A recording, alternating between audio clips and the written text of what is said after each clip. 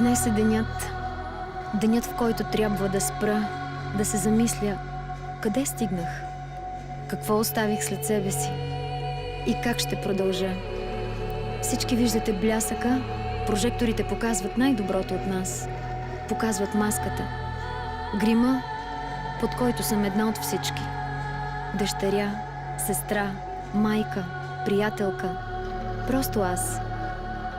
За мен музиката е любов, която усещам, която давам и която получавам от вас през всичките тези години.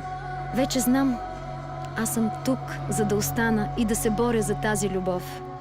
Всеки ден, защото част от мен е винаги с вас, с всеки, който бе до мен и всеки, който тепърва ще открие моята музика, моята душа.